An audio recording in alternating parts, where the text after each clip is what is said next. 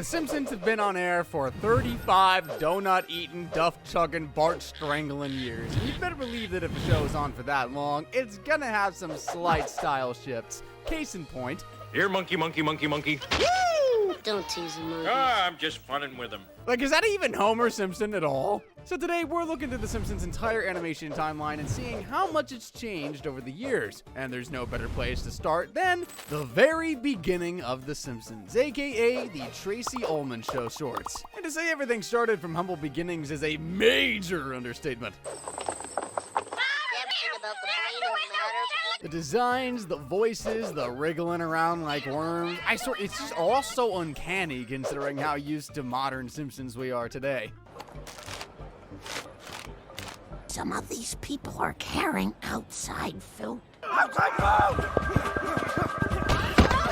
So a little history lesson for you. A long time ago in the distant year of 1977, an artist named Matt Groening moved out to LA to get a job in the arts and ended up making a comic strip called Life in Hell. It caught the attention of some TV execs who wanted him to write some shorts for TV around his comic. Groening wanted the job but didn't want to sell the rights to his little bunny characters, and so The Simpsons were born. Debuting on the Tracey Ullman Show in 1987, The Simpsons popped up in little shorts to run between some comedy sketches and definitely had some much different designs than we may be used to today. Leap like you never... What's the past tense of leap? Leapt? Leaped?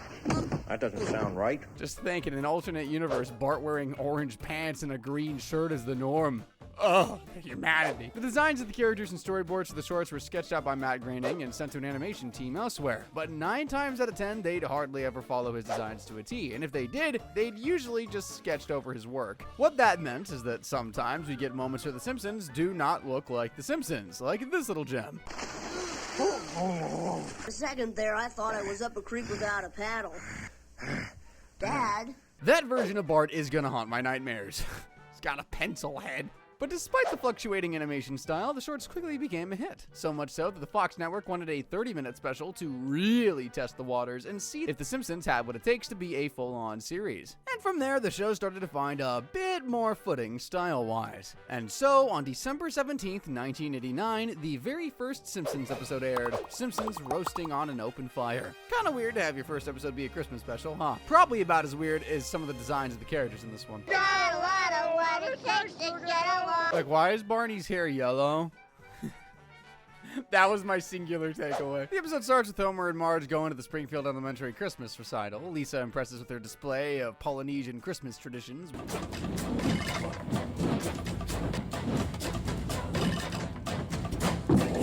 While Bart don't impress at all. Jingle bells, Batman smells, Robin lays, wheel broke its wheel, the Joker. I mean, how could any 4th grader resist singing that version of the song? I know I couldn't. Anywho, after the recital, the family heads home and gets to decorating to try and get into the spirit of the holidays, though, as is Simpson tradition, it does not go according to plan. Marge, where's the extension cord? Heaven's sakes, Homer, it's in the utility drawer. Homer's a bit snippy with Marge, and the kids' Christmas lists are a little unrealistic, with Lisa wanting a pony and Bart wanting a frackin' tattoo. You will not be getting a tattoo for Christmas. If you want one, you'll have to pay for it out of your own allowance. Bro, I was terrified of needles when I was his age. Hell, I am now. Though despite their holiday setbacks, the family's still in high spirits, heading to the mall to get some Christmas shopping done while Homer heads to work. For you semi-skilled workers, no Christmas bonuses. However, Homer gets some bad news that his Christmas bonus has been canceled. While Marge also gets some bad news, Bart ended up getting that tattoo while she wasn't looking. Mom, I thought you'd like it. No worries though, it can get removed, albeit for a hefty price. Ay, caramba. Don't squirm. Luckily, Homer's got that handy-dandy Christmas bonus coming up. Wait a minute. Well, Marge, not knowing about the bonus being gone, gets it removed, and Bart deals with the consequences of his actions. Ow, quit it. Ow, quit it. Ow, quit it. Can't say I didn't see that coming. Homer hears how the Christmas budget has been blown on Bart's tattoo removal, but doesn't break the news that his bonus was canceled. It's true! The jar is empty! God! All in attempts to try to keep the family's holiday spirits in high hopes. Marge is starting to feel suspicious and asks Homer if he isn't telling her something. I get the feeling there's something you haven't told me, Homer. But again, instead of telling the truth, he says he's just been wanting to do the Christmas shopping himself this year. I wonder what wonderful gifts he'll pick out. Pantyhose. Practical and alluring. Oh, only $4.99. Imagine that's what you open from your husband on Christmas morning. If Homer pulled that on my mom, he'd lose his legs. After heading to Moe's, Barney tells Homer all about his part-time gig as a mall Santa. I got me a part-time job, Santa down at the mall. Wow. But I don't know. Can I do that? They're pretty selective.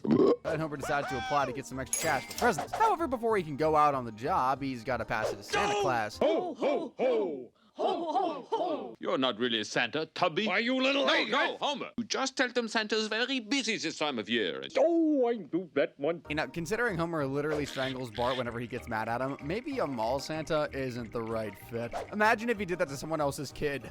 Later, Homer comes home and sees the lovely sight of Patty and Selma in his living room. Homer, why are you 7 hours late? Not a word, Marge. Homer, my sisters are here. Don't you want to say hello? We're Finally so glad home. to see you. What? Why? Hello, Patty. Hello, Selma. His Christmas ain't going so great, is it? A bit later, Homer's out on his mall Santa job talking to kiddos and getting their Christmas lists. And then I want some Robotoids. And then I want a great big Son, giant... you don't need all that junk. I've already got something much more important. A decent home and a loving father. Hey, give me a bite of that donut. When suddenly, a familiar face shows up on his lap. What's your name, Bart? Little partner? Well, I'm Bart Simpson. Who the hell are you? I'm Jolly Old Saint Nick. We'll just see about that. It wouldn't be Christmas if a fake Santa Claus wasn't outed in public. Also, I'm getting elf flashbacks here. After he tells Bart about his bonus being skipped this year, Homer gets back to work before collecting his paycheck for a whopping 13 schmackaroons. I didn't get my bonus this year. Keep the family from missing out on Christmas. I'd do anything. You must really love us to sink so low. Let's go cash this baby. $13. Merry Christmas, pal. Thankfully, Barney's got a plan to make his money worth something. Head to the dog track and do some gambling. 13 big ones. I'm going to the dog track. I got a hot little puppy in the fourth race. Homer, left with no other option to make Christmas cash, tags along and overhears of a last-minute addition to the race, Santa's Little Helper. Number 8, Sir Galahad, will be replaced by Santa's Little Helper. What are the odds on Santa's Little Helper? 99 to 1. Whoa! Homer sees the replacement as assigned a bet on the festively named dog, and despite the odds being 99 to 1, he puts all $13 on him. The race begins, and sure enough, And with a lock on last place hits, Santa's Little Helper. Third by a nose. I'd feel bad for them, but I mean, it was 99 to 1. After the races, Homer and Bart go scrounging around in the parking lot for stray cash or lotto tickets. Before hearing one of the dog owners telling Santa's Little Helper to scram. Scram! Get lost! You came in last for the last time! He charges right at Homer and leaps into his arms, and being the animal-loving kid he is, Bart wants to take him home. Oh, can we keep him, Dad? But he's a loser. He's pathetic. A Simpson. You can never deny a dog's sloppy kisses. Well, you can. Yeah, you very much can. Anyway, Homer heads home and confesses to the family the truth about his bonus. I didn't get my Christmas bonus. I tried not to let it ruin Christmas for everybody. But just as he does, Bart unveils the newest member of the family, and everyone's happy. Just for the road, we got one really weird Marge face on that postcard, just in case there was any doubt this was an early animation style episode. But let me let you in on a little secret. That actually was not the first episode of The Simpsons ever made. In reality, it was Some Enchanted Evening, the eventual season finale of season 1, that was shelved for, you guessed it, having some animation issues. So come on in, Bill. Bad news, drivers! Oh, it's a mess! Bro, Homer looking like the snack that smiles back right now. Before the episode, though, I just want to show how different this season 1 intro looks compared to what we're used to now. The Simpsons. Marge has got swooshing hair, Lisa's looking super wonky riding her bike, and the entire town is much less detailed. Anywho, the actual meat of the episode starts with the family getting ready for breakfast and going through all the chaos you'd expect the Simpson family to go through. Forgot the special lunches I made. We got money! Homer Homer sounded like he was about to die. Though, I mean, if Mr. Burns is his boss, if he's late, he might as well be dead. With the kids at school and Homer at work, Marge gets lonely and decides to call into a therapy radio show and talk about her marriage with Homer. Problem is my husband. He doesn't listen to me, doesn't appreciate me. Dr. Marvin Monroe tells her that their marriage is a sham of what it used to be. The pig has made you into his mother. You are not the hot Love object you deserve to be. I'm as sure of it as I'm sure my voice is annoying. He knows he has an annoying voice, and yet he's still got into radio. Attaboy. Don't let anyone stop you. He gets Marge to promise that as soon as Homer gets home, she'll confront him, saying he needs to either love her properly or she'll leave. Okay, let's see. Next we have Marge, trapped in a loveless sham of a marriage. Hey, turn it up. Good thing Homer and his coworkers overheard that at the plant too, otherwise it wouldn't be embarrassing enough. Meanwhile, Bart also gets into some phone-related shenanigans at home. Hello, is Al there? Yeah, Al. Last name, Caholic? Phone call for Al. Is there an alcoholic here? He may look a bit different with black hair, but he's still the same old gullible Moe we all know. Homer talks to Moe about his marital fears, and Moe tells him he's got to take Marge out to dinner and to a fancy motel. That'll really seal the deal. Buy your wife some flowers. Take her out for a night on the town. And to further cement his love, he gets a flower as well. But at home, Marge is as ready as ever to give Homer his ultimatum. Hey, Mom. Oh yeah, that's a face you'd never see Marge make nowadays. Despite the rage festering in Marge, Homer's cute display is enough to win her over, and they plan a night on the town. I love you, Marjorie. I love you too. One issue, they need a babysitter, and the one they get is a little threatening.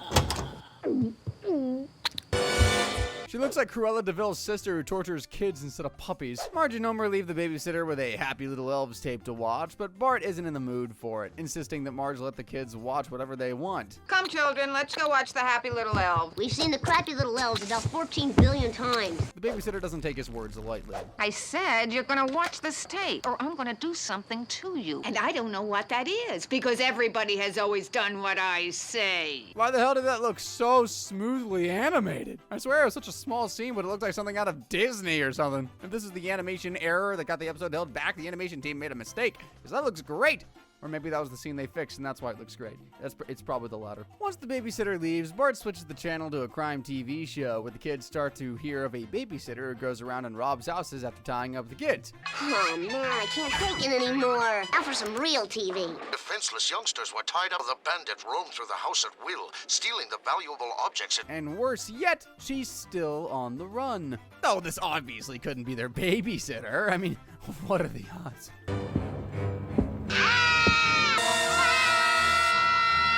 What do you know? After Bart and Lisa are caught by the babysitter and tied up, they're left on the couch to finish the rest of their tape. We know who you are, Ms. Batsukowski. You're the babysitter bandit. You're crazy if you think you're gonna get away with this, lady. You can't...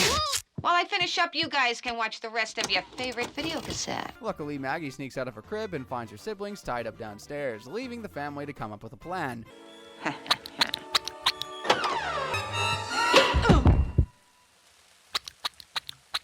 Well, that sucks for her, huh? Need a shave. After calling in to check on the kids, Homer and Marge become worried when they get no answer. Homer, wake up. Oh, I'm worried. I think we should go home. They drive home and find the babysitter tied up, with Homer not only untying her, but helping her carry her suitcase full of stolen items to the car. Good Lord, what have those little hellions done now? We're so sorry. Please turn off the TV.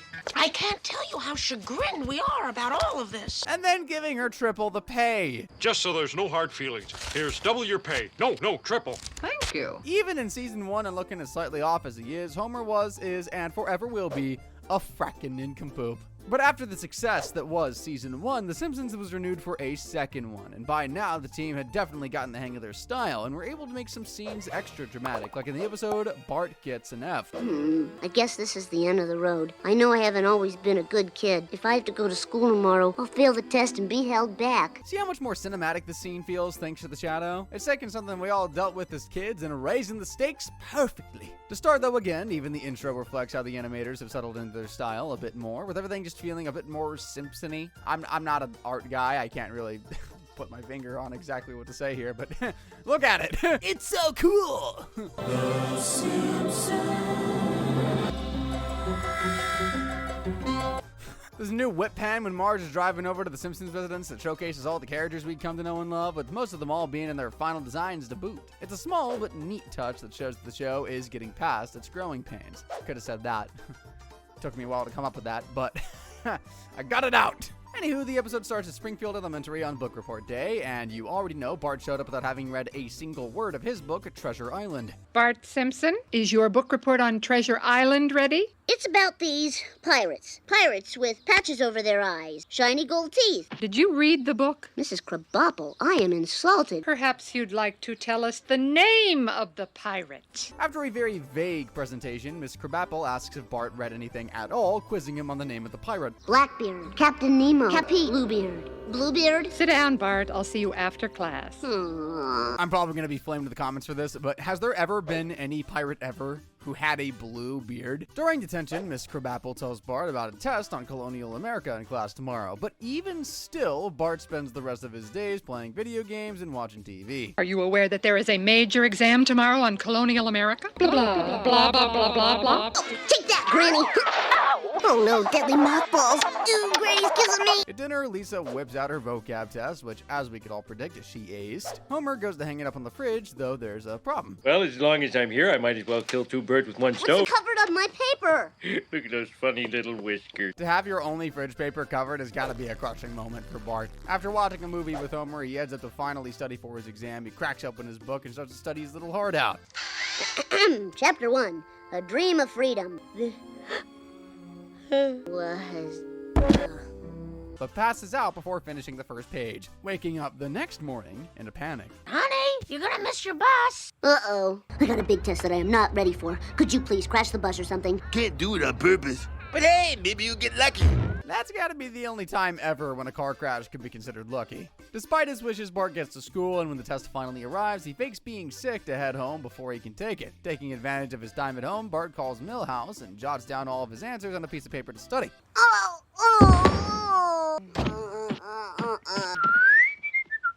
Before finally heading to class and taking the exam himself. Surely, with all this extra time, there will be no issues whatsoever. Why, this test is worse than Milhouse's exam. Bart Simpson, I warned you. This is the final straw. Oh, wow, poor kid. To make matters worse, Miss K as a therapist consoled Bart and his parents to talk about why he's failing class, and as the cherry on top, he says he thinks Bart should retake the 4th grade. I think what we have on our hands here is a classic case of fear of failure. As a result, Bart is an underachiever, yet he seems to be proud of it. Okay, why are we dancing around the obvious? I am dumb, okay? I know it, you know it. Repeat the 4th grade. What? Obviously, that's a no-go for Bart, who vows to do whatever he can to pass. He desperately heads to Martin and asks for study help in exchange to help Martin be less bullied. I'd always considered myself rather popular. You're not. Anyway, the deal is made with Bart teaching Martin to be a troublemaker and Martin teaching Bart how to study.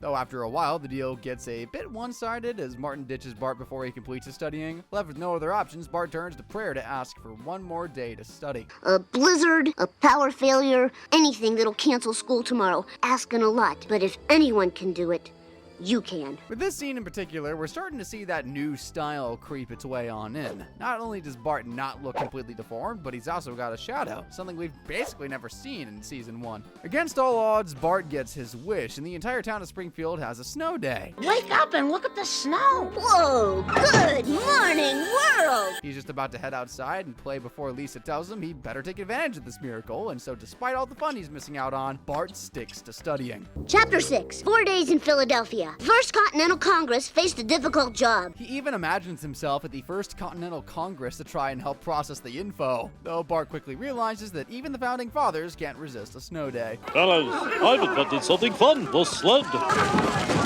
John Hancock's writing his name in the snow. John Hancock writing his name in the snow is goat behavior. The next day, Bart takes the final exam, and despite all of his studying, still fails with a 59. Well, Bart, it's a 59. That's another F. He takes it well, as you'd expect it. Oh, you don't understand. I really tried this time. Really tried. Yeah, I know exactly how Bart feels here. Sometimes our best just isn't enough, as depressing as it is. However, Bart, in between his sobbing states, he now knows how George Washington felt after he surrendered Fort Necessity to the French. Oh, now I know how George Washington felt when he surrendered Fort Necessity to the French in 1754. Which gets him a bonus point on the exam, meaning thanks to all of his hard work, Bart passed. I passed! I passed! I passed! I passed! Passed! I got a D minus! I passed! I passed! I passed! I kissed the teacher!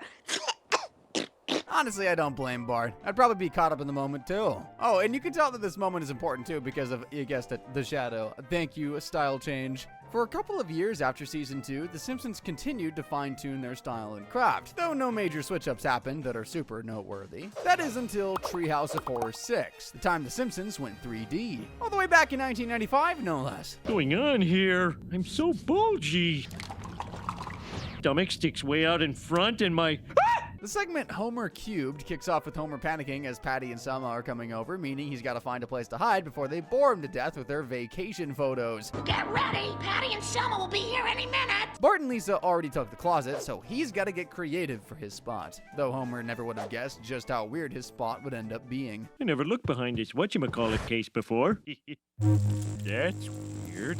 Let's look beyond the fact that Homer doesn't know what a book is for a second. What kind of sci-fi mumbo-jumbo's going on here? The gruesome twosome arrive, but even with his hiding spot, Homer isn't about to take any chances when it comes to those two. How's it hanging, Marge? Ugh. I'll take my chances in a mystery wall. Deciding to run through the wall portal. He finds himself in an entirely new dimension on the other side, which, as you'd imagine, is mind-blowing for a guy who's been 2D all his life. Naturally, he treats the reality-shattering once-in-a-lifetime scenario with the magnitude it deserves. Oh, glory, O heavenly testament to the eternal majesty of God's creation. Holy macaroni! He has such a way with words. Homer starts to communicate through the house across dimensions. Hello?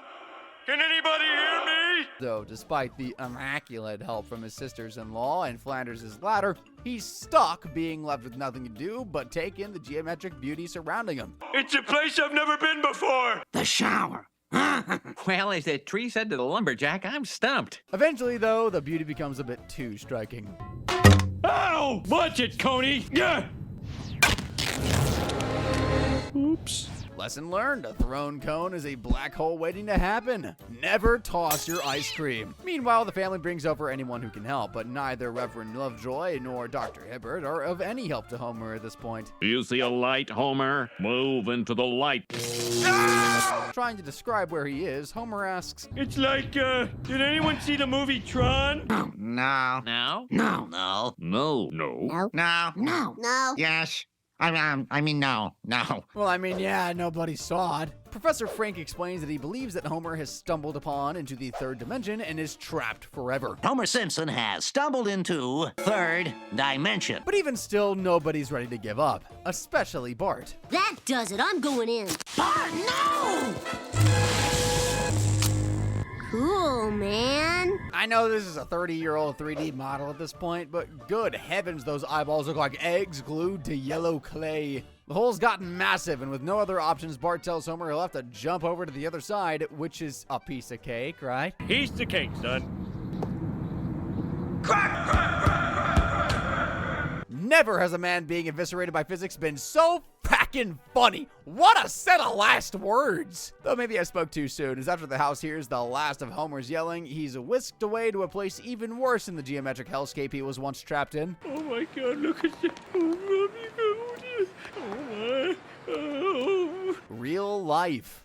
No place worse than that, I suppose. Though, alright, while Homer Cubed was a little crazy looking, it's got nothing on this next one. In The Mysterious Voyage of Homer, Captain Wacky goes on the trip of a lifetime in the most psychedelic animation style change yet. You gotta help me. Sure, buddy, I'd be happy. What can I do? Doodly doo, doodly doodly. Gobble gobble gobble gobble. And that's literally just the start. Brace yourselves for this one. It all starts with another seemingly normal day at the Simpsons residence, though it's clear Marge is hiding something from Homer. Hey, who cut something out of my paper? Well, don't look at me, just because I'm holding a pair of scissors. Sure enough, he catches on and finds out she's been hiding the annual chili cook-off from him, though she has her reasons after what happened the last time he went to this competition. Look at me. I'm a puffy pink.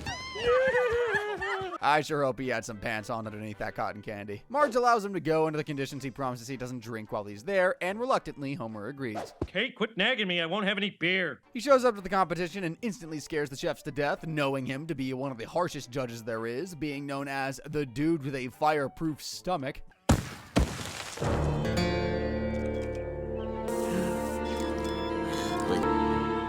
Ooh, man, he's here. He takes a bite out of Flanders' 5-alarm chili and realizes that something's off. Hey, what the big idea? It's only 2 alarm. With a gut the size of his, it makes sense Homer's got some chili standards as picky as that. But Homer meets his match when Chief Wickham debuts his chili with a special new ingredient, this merciless, radioactive-looking chili pepper. I've added an extra ingredient, the merciless peppers of Quetzalcoatl. Not deterred, he puts his tongue to the flaming food and instantly crumbles. After dousing himself in anything that isn't a beer, he waxes his lips and heads back for more. And manages to scarf down not 1, but 5 of the peppers. Our medical logic, steam should be shooting out of his ears. This can't be happening. His ears if we're lucky. With that many peppers in cartoon logic, Homer could launch himself to the moon. However, Homer's victory does not last long, with the peppers finally settling in his stomach, causing him to completely lose his mind. He stumbles off into the Springfield sunset and is left reeling with the horrifying results of his pepper binge.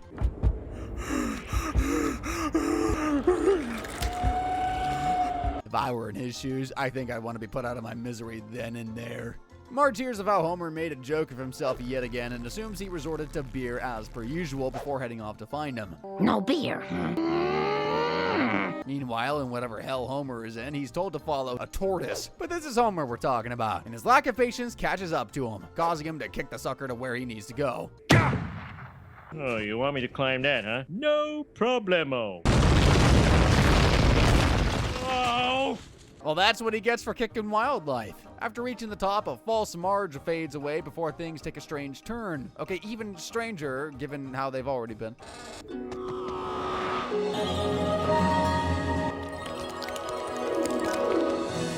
Beautiful animation! Even if it is for a creepy space coyote thing. I am your spirit guide. Oh, yeah. Apparently, the coyote is Homer's spirit guide who tells him that to make himself complete, he'll have to find his soulmate. My soulmate is Marge! Is it? Dang! That one hit hard. Homer wakes up in a sandpit and heads home to Marge, instantly snapping over Homer's behavior at the cook-off. Hey, get off the course, you bum! My husband got drunk and humiliated me in front of the entire town. Come on, you gotta believe me. You're my soulmate. Don't soulmate me! He looks around the house and comes to the conclusion that a soulmate isn't there before heading off to try and find his true match. He tries Barney, but he insists that he's really more of a chum to Homer, and everyone else, well... What about you, Lenny? I'm a crony. Carol? I'd say acquaintance. Compadre. Associate. Contemporary. Colleague. Sympathizer. I'm a well-wisher. I don't wish you any specific harm. I'd say most folks typically wouldn't meet their soulmate at Moe's Tavern. After some soul-searching in the streets, Homer realizes that there's only one man as lonely as he is. The lighthouse keeper. The loneliest man in the world. He rushes to the top to meet his new mate, but finds it's manned by a machine. A machine? Earl's a machine? Meaning he's as alone as ever, and he's not happy about it. Oh, wow. Hey, look, is that Dad? Either that or Batman's really let himself go. If Homer were a caped crusader, he'd be Fat Man. Okay, low-hanging fruit, I know. I got like 3 hours of sleep. A boat comes around and sees it as a chance to force them to be friends. I know. I'll bring them to me. They'll have to be my friends. 'Tis clear sailing ahead for our precious cargo. He destroys the lighthouse beam and waits for the boat to crash into him. Just before the collision, Marge shows up, who managed to find where he was only because she knew him so well. I woke up and you weren't there and I was so worried. Really? You were? He realizes that despite their surface level fights and differences, their connection is down to the bones, meaning he's had his soulmate all along. We're number one! We're number one! In your face, Space Coyote! Space Coyote? Marge will find her own Space Coyote someday. Someday. The two repair the lighthouse right before the ship smashes into it, and the day and their marriage is saved. We're on a collision course. Jonathan Livingston Seagull, hard to starboard. Port. Aye, port. They see us! Moving back to the spooky side of things, it seems Treehouse of Horror was a good time for the animators to implement their biggest style changes. Starting with the episode Treehouse of Horror 13, the show switched from hand-drawn cell animation to digital animation, allowing for some more details in just about everything. Can you tell? I'm all for Halloween fun, but a seance sounds a little PG-13. Now we're really starting to see just how stylized and detailed the show can get when it wants to. And to kick it all off, the team created one of their most complex segments to date, Send in the Clones. Starts off with Homer lazying around in his hammock, eventually breaking it due to some extra breakfast starting to weigh the thing down. Oh! Thankfully, the hammock salesman arrives on the scene to sell Homer a new one for just $10. Get your hammocks. But warns him, it's as evil as it is comfy. Homer naturally only hears comfy. Mr. Hammock, say hello to Madam Ass. America's obesity rate's about to double, isn't it? Homer uses his new clone to do some chores. Beat it up, ugly. But after the clone accidentally shocks himself to death, he gets a bunch of new clones to replace him.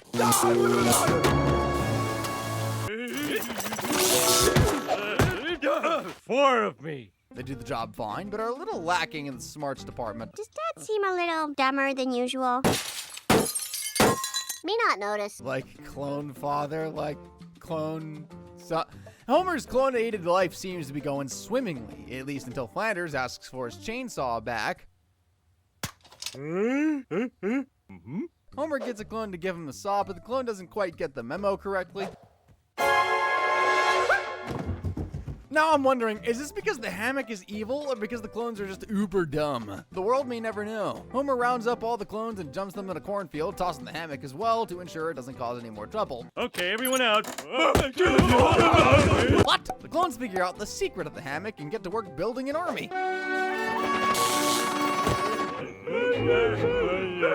Let's all go out for some frosty chocolate milkshake. Brushing over the fact that the animators made a slight jab at Peter Griffin by calling him a Homer clone, you gotta love how the show paid homage to its old style here, especially in a scene that can only be done with the new digital animation they're using. The clone mob wrecks most of the town except for Moe's, of course.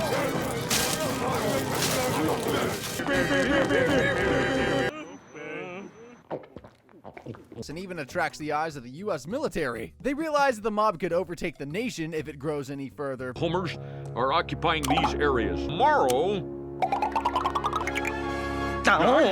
But Lisa, an expert who studied her father's gluttonous habits for years, has a solution to take the horde out once and for all.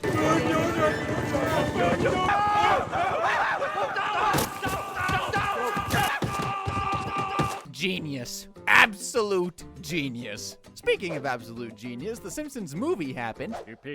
Spider Pig does whatever a Spider Pig does. Yo, I love that movie, but anywho, after the Simpsons movie release, the series made another monumental style change with its big move to HD in the episode Take My Life, Please. The title's depressing, but I assure you, the episode is fun. See? Are you sure we should talk in front of your son? I want him to know that if your life doesn't turn out the way you want, there's someone else to blame. I'm gonna blame you. I respect your choice. Drive back to the clubhouse and order me a Tom Collins. With a virgin Tom Collins for me? Virgin, what are you, a girl? See? Fun! Going back to the intro again, it really is starting to showcase the stylistic changes of this HD switch, like giving us much more of a smoother and cleaner looking Springfield, and just a lot more Springfield in general, really, as now the frame is rectangle instead of square.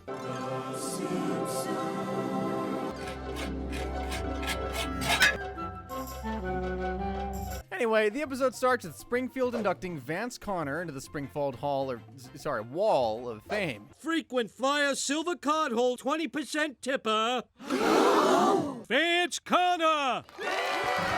He's the same age as Homer and even went to Springfield High with him, winning the position of class president over him back then. Your father's just jealous because Vance was our class president in high school. Homer insists that no man that confident and successful can truly be happy and confronts Vance about any secret depression he may be hiding. Please, you gotta have some secret agony. Those fancy shoes hurt your feet. No, actually, they're like 2 leather clouds. No! Take it from a fellow middle-class man in America, Homer. The rich are always comfortable.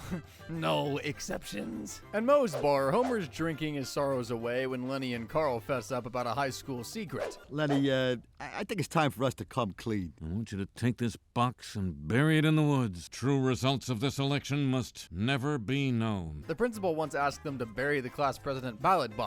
Homer gets Lenny to help him dig it up, and what they find is shocking. This is the box that tells us where the ballot box is. Right under this. I mean, I'm not wrong. It was shocking. Who'd waste a perfectly good box by just putting another box underneath it? The next day, Homer counts the ballots and finds out that he was the true winner of the high school election all along and decides to pay his old principal a visit to get some answers.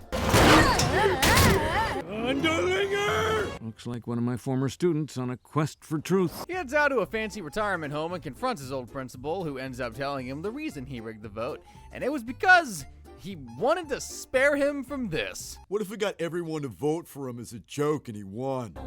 Homer Simpson, what a loser. Then we could laugh at him all the way through high school. Go sports! How exactly is making someone win class president a way to make fun of someone? I don't know. Either way, I kind of understand why the principal did what he did. Only kinda. Despite knowing the truth, Homer is not satisfied, but thankfully at Luigi's, Homer gets a glimpse into a magic saucepan that shows him the life he could have had. Watch the sauce and see the life you could have led. Your new senior class president is Homer Simpson. Our president's a real loser. Like us. You don't have to be popular to have everyone like you. Homer! Homer! Homer! And it turns out everyone would have ended up liking him because of his victory. Great! Now he knows exactly what he missed out on. Right? I would have been a winner instead of some idiot staring into a bowl of sauce. Yeah, can confirm, not great.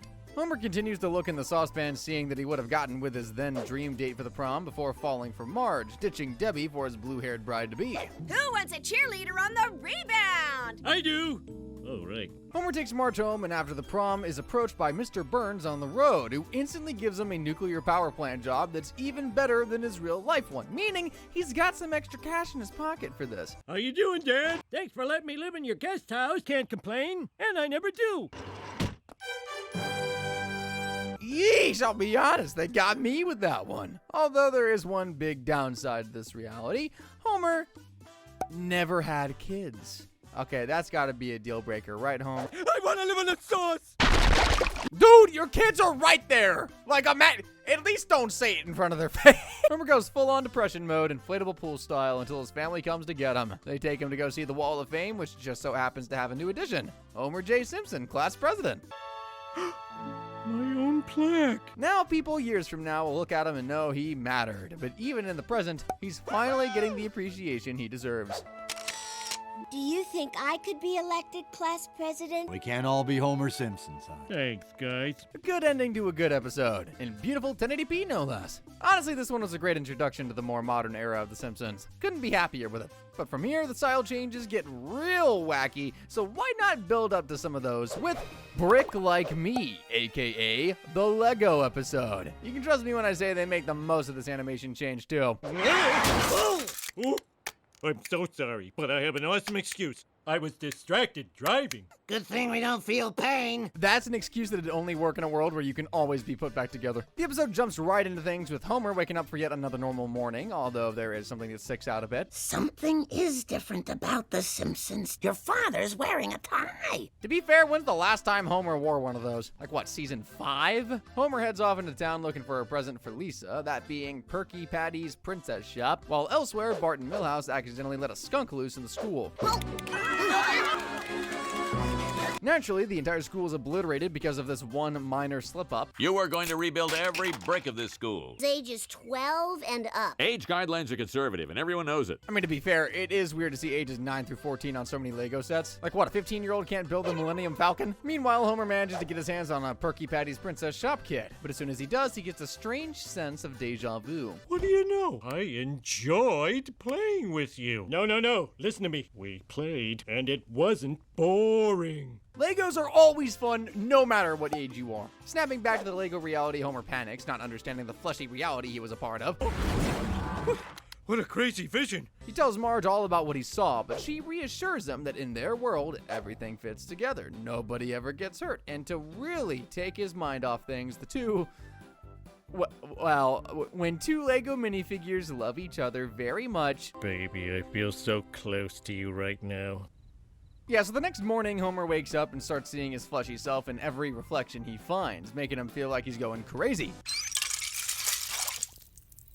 Back at school, though, Bart decided to take some creative liberties when rebuilding the school, i.e. making it 1,000,000 times more fun. Relax, I used all the same bricks. Plus Ralph. You soy language lab. How will children learn if they don't feel like they're in kid jail? Bart must have gotten the wrong idea about building an education system around the students, huh? At church, Homer starts to question Reverend Lovejoy about the reality, but again is told that everything is meant to fit together and nobody ever gets hurt in this plastic reality. See, that's all well and good. But how does that explain this? My hands look like they're these weird wiggly things. They have a name, but I can't put my finger on it. Don't look, boys.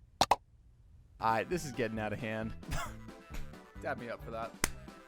Thanks, bro. That's crazy. I just dabbed myself. With the church not giving him any answers, Homer heads back to the comic shop to hold the princess kit once more, which instantly sends him back to the flesh world. I can't believe all the time I wasted playing with Bart when I could have been playing with you. Him and Lisa have started to make a giant Lego replica of Springfield, and with a local building contest around the corner, they're certain they'll snag first place. However, right before the big day, Lisa makes some new older friends who invite her to see a PG-13 movie on the same day as the contest, which for her takes priority. Friday is the opening night of the new Survival Games movie. A sad Homer takes his model to the competition all alone, and things start to make a little more sense. I wish I lived in Little Springfield. No one ever gets hurt. You know, reality usually crashes down on you, but in this case, I guess crashing down caused a new reality. Bro, what the hell am I even saying? This is so stupid. What is that? Realizing he's living in a perfect fantasy world where daddy-daughter playtime never ends, Lego Homer starts to go wild. Nothing bad can ever happen here. Great throw, Homer. See, in real life, that'd earn you like 2 life sentences, but here, you get complimented on your overhand. This place really is perfect, though maybe too perfect, as Homer starts to realize what makes life special are the negative parts. Aw. The defective parts in a Lego piece. That's beautiful. The fact that kids grow up is what makes time with them special. If you can always spend time with his daughter that never ages, then the time is never meaningful at all. Desperate to return to reality, Homer heads back to the comic store and is told that he'll need to open up the princess set to go home. But to do so, he'll need to get through Comic Book Guy, and he's not alone. Pajama Guy! Pirates! We're really starting to pull from the bottom of the Lego bucket here. Needing an extra hand, Homer calls out for help and is thankfully heard by a certain troublemaker back at Springfield Elementary.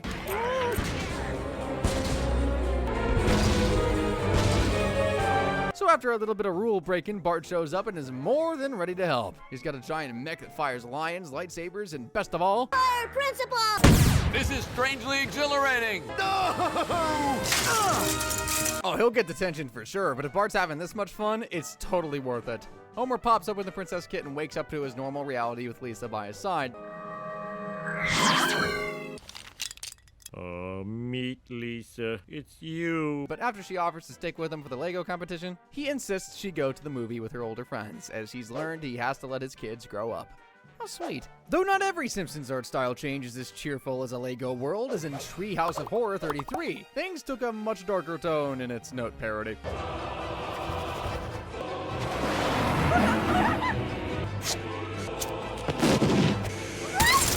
The murders in the anime art style almost make this more horrifying. How the censors let them get away with that? The segment begins with Lisa coming across what else? A death note, or I'm sorry, a death tome.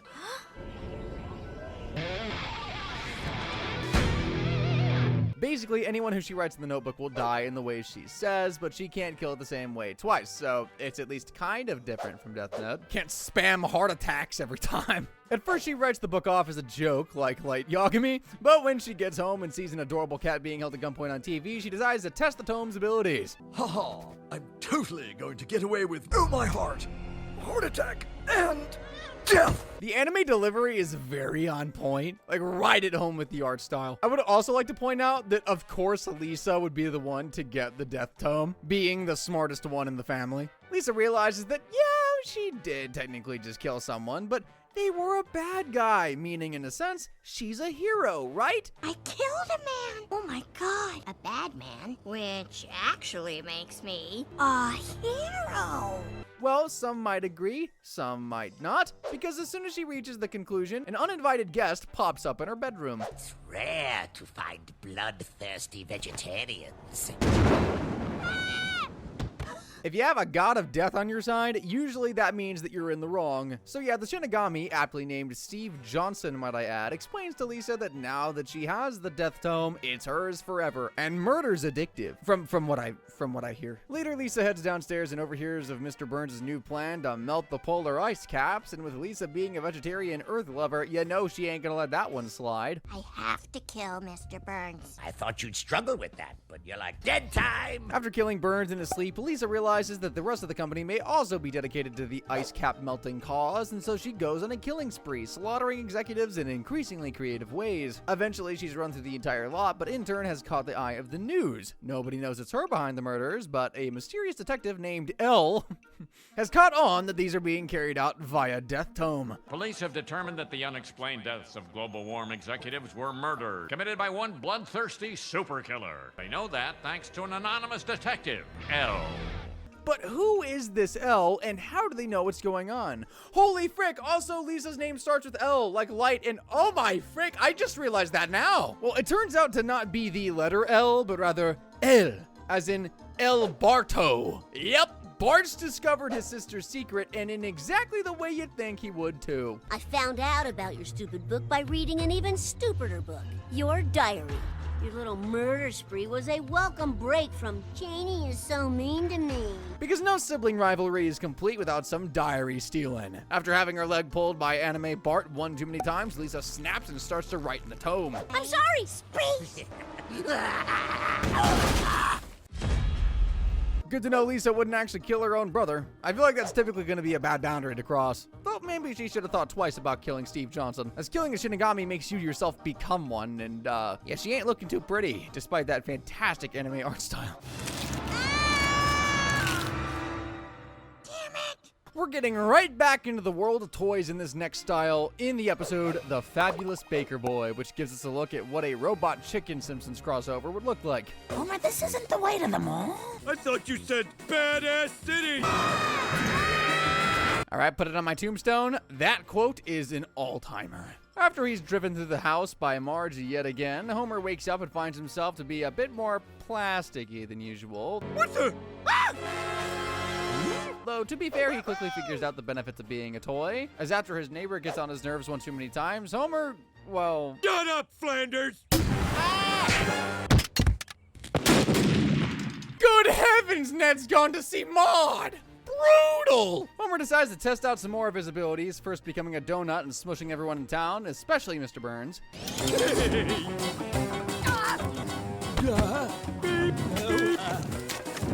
Then a trip to the bar becomes a pull string test shop.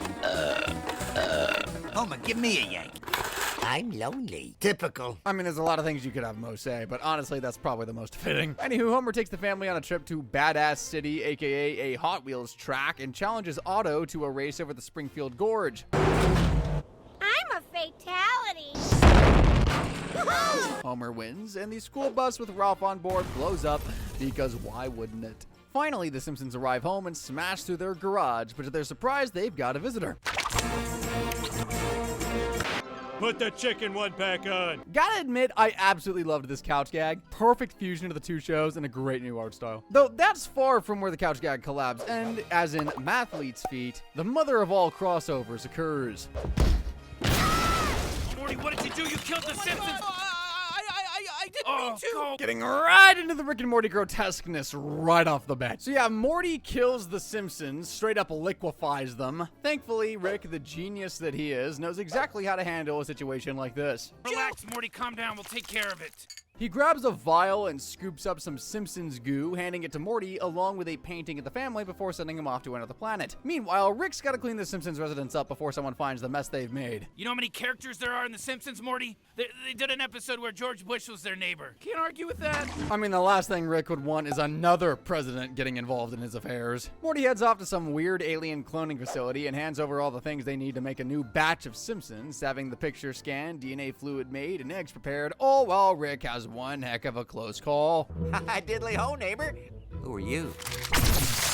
Poor Ned always has something bad happen to him in these crossovers, man. Finally, Morty brings the eggs home to Rick, who prepares the area for the Simpsons to be reborn. The eggs hatch, and... Huh, wow. Hey, Morty, little tip. Don't clean DNA vials with your spit. Isn't this guy a scientist? He should 100% know that already. But this next one may be the most creative animation change of all, as in Clan of the Cave Mom. The animation gets a prehistoric twist. Let's go! Cave Marge moment! We are cave marging! The episode starts with a field trip at the museum where the school is learning all about prehistory. Marge is there too, though she's a little preoccupied with modern issues and questions why the distant past has anything to do with us modern people. As if the distant past has anything to do with us. Naturally, we then cut to 20,000 years ago. A prehistoric Simpsons family struggles to feed themselves, meaning Marge has got to head off and hunt. She thankfully manages to snag a snake by the skin of her teeth and give her family another day of full bellies. Though it's fair to say that times have changed a bit since then. There is literally nothing to eat here. There are some children in this world who don't have enough. Kids starving around the world argument to a whole nother level. Later, Milhouse tells Bart his dad has extra tickets to a Spanish rap concert and Bart's invited to come along. Though first he's got to convince Marge to let him go and prove he was responsible. And I mean, what two words go together better than Bart and responsible? Bart, save yourself! Okay. Now that I think about it, hurt and heal probably go together more than Bart and responsible. Anywho, Marge isn't down to let Bart go to the concert, especially after she figures out what the rappers are saying, and Milhouse's mom isn't willing to vouch for Bart either after the whole catapult destroying incident. In fact, she's so mad that she says this. My parenting group workshopped the most compassionate way for me to phrase this. You're a bad friend and you're beyond hope.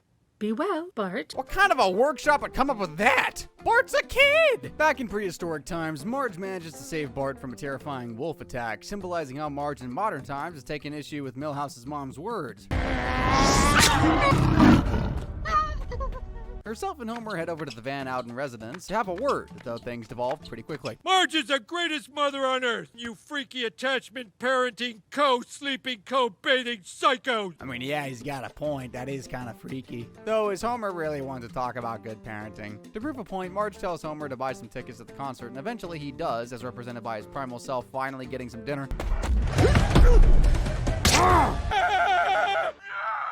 You got the tickets! Homer's the prehistoric embodiment of men never change. Bart flaunts his uber-expensive VIP seats to his friends, who immediately ditch Milhouse, with not even Nelson giving him a ha-ha to send him off. The Front Row Club. No! In response at a PTA meeting, Mrs. Van Houten motions to remove Marge from the board for bullying her son. As you'd expect, things get nasty. You want to talk about bullying? She went out of her way to make my son feel excluded. Less than and othered. That blood red background in prehistoric times must be exactly the same shade Marge sees when Milhouse's mom is around. The two keep throwing jabs at each other both in olden and modern times before the Van Houten wolf destroys the caveman Simpsons' stick shack, forcing them to look for a new home.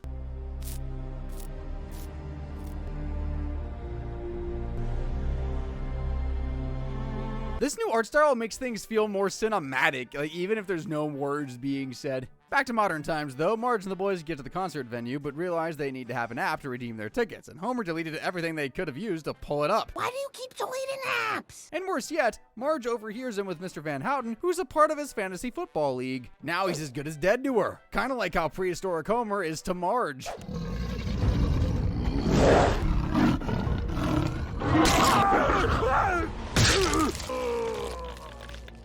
Oh! Good gracious! How do these animation styles get away with so much violence? Mrs. Van Houten mocks the Simpsons as she passes by them in line, and the fight is on. Aw, you can't get in? We'll post pics so Bart can see all the fun he's missing. Both of the Marges start using their motherly muscles to get the kids out of harm's way, leaving Cave Marge right in front of their new home, but in front of the Van Houten Beast, and Modern Marge in front of the VIP lounge for the concert. Modern Marge sneaks into the lounge, but gets a good look at what she's become and apologizes to Bart for going primal. Meanwhile, Primal Marge gets lucky and has some rocks tumble onto her predatory enemy, trapping it. The fate of her foe is in her hands.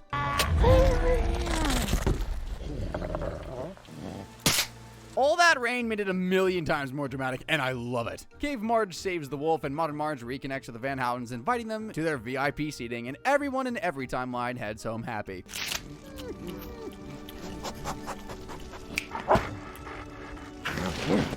Except for Cave Homer, apparently. Good heavens, that's grisly. Reminding me of some Midsommar with those flowers, too. Is that how you say that? I think that's how you say that.